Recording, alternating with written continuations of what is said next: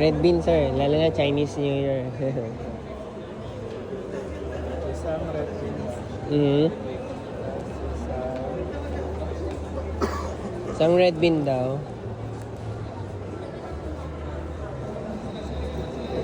Sa bilog ko, ma-recommend ko blueberry, strawberry, tsaka coffee po. Yung tatlo na yan.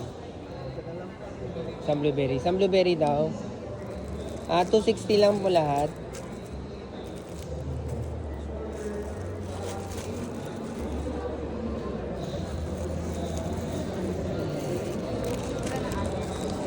Wala na daw po kay additional din.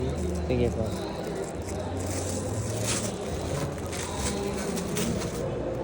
Sige sir. 60 to 40. 60 to 40.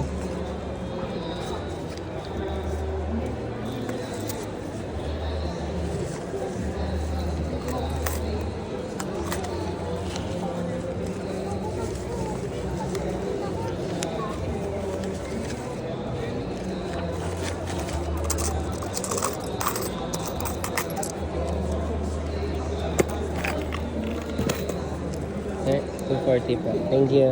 Ay. Tama. 260 in total. Dinouble check ko lang. Thank you mo. Hello ma'am, mochi ban. Our best seller is this one the strawberry, blueberry, and coffee ban. Pambaon sa school ma'am. Ganun siya. Tapos may feeling na siya inside. Would you like to touch it muna ma'am? Made out of mochi kasi siya, sir, ma'am. Yeah, would you like to touch it as well? They're very soft ma'am. Same lang sila texture, just different shape lang siya ma'am. They may look smaller, pero ito kasi may malaki kasi siyang butas sa gitna ma'am. Pero same lang naman sila ng serving size ma'am. Ito naman po itsura niya sa loob po ma'am. Ayun. Hindi, most of my item are not sweet eh. Kung sweet po hanap niyo yung Nutella po yung marirecommend ko.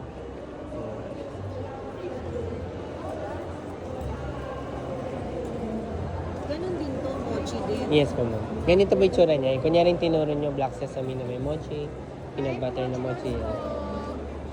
Try ko nga yung Ube po ma'am. ube. Aha. Ayoko yung ano. Ulit yung gusto mo, Nutella? Ha? Sweet mochi? Might like it. Ha?